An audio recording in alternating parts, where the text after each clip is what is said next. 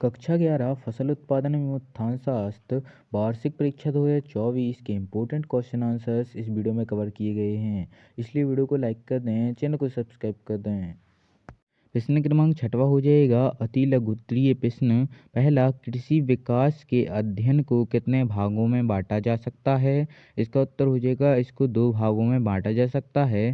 पहला, प्रारंभिक कृषि विकास एवं दूसरा हो जाएगा आधुनिक कृषि विकास। प्रश्न क्रमांक दूसरा हो जाएगा प्रारंभिक कृषि युग में मनुष्य किस प्रकार की खेती करता है?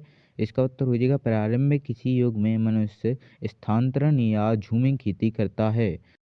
प्रश्न क्रमांक तीसरा हो जाएगा स्थानांतरित खेती या झूमिंग खेती से क्या समझते हैं? इसका उत्तर हो जाएगा वह खेती जिसमें किसी स्थान विशेष की उर्वरता शक्ति कम हो जाने पर मनुष्य किसी दूसरे स्थान पर जंगलों की साफ करके खेती करने लगता है। स्थानांतरित खेती या झूमिंग खेती कहलाती है।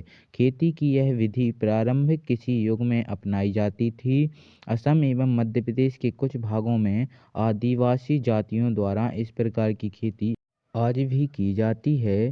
प्रश्न क्रमांक चौथा हो जाएगा कृषि का अर्थ बताइए। इसका उत्तर हो जाएगा कृषि या एग्रीकल्चर शब्द की उत्पत्ति लैटिन भाषा के शब्द अगेर या एग्रीक एवं कल्चरा से हुई है, जिसका अर्थ है मिट्टी तथा गुड़ाई जुताई करना। प्रश्न क्रमांक पाँचवा हो जाएगा कृषि को परिभाषित कीजिए। इसका उत्तर हो जाएगा कृषि वह उद्यम है जो मानव की मूलभूत आवश्यकताओं की पूर्ति के लिए कच्चा माल उपलब्ध कराता है। प्रश्न क्रमांक छठवा हो जाएगा कृषि मुख्यतः कितने प्रकार की होती है? इसका उत्तर हो जाएगा दो प्रकार की होती है। पहला, पारंपरिक कृषि तथा टिकाऊ कृषि।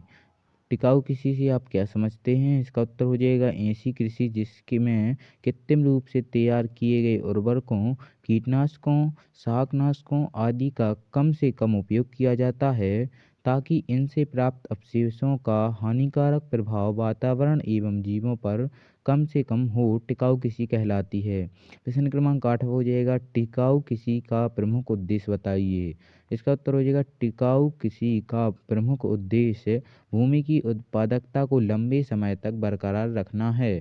प्रश्न क्रमांक 9 हो जाएगा भारत के कुल घरेलू उत्पाद का कितना प्रतिशत हिस्सा कृषि से आता है?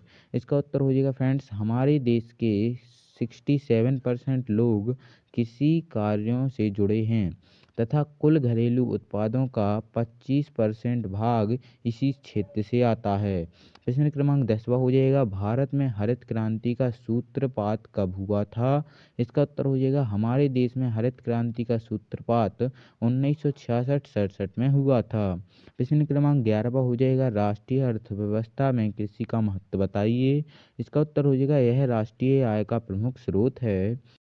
दूसरा, यह आर्थिक विकास का प्रमुख आधार है। प्रश्न क्रमांक 12वां हो जाएगा कृषि के वैश्वीकरण से आप क्या समझते हैं? इसका उत्तर हो जाएगा कृषि को एक व्यवसाय के रूप में अपनाना कृषि का व्यवसायीकरण कहलाता है। इसके अंतर्गत खाद्य समस्या के साथ साथ कुछ उद्योगों क्षेत्रों की समस्या भी कृषि द्वारा कच्चे माल का उत्पादन करके हल की जा सकती है। प्रश्न क्रमांक 13वां हो जाएगा कृषि के व्यवसायीकरण के प्रमुख क्षेत्र बताइए। इसका उत्तर हो जाएगा फ्रेंड्स कृषि के व्यवसायीकरण के प्रमुख क्षेत्र निम्न हैं। पहला, खाद्यान्न एवं वस्त्र समस्या का समाधान। दूसरा, अन्य उद्योगों हेतु कच्चे माल की आपूर्ति को पूरा करना।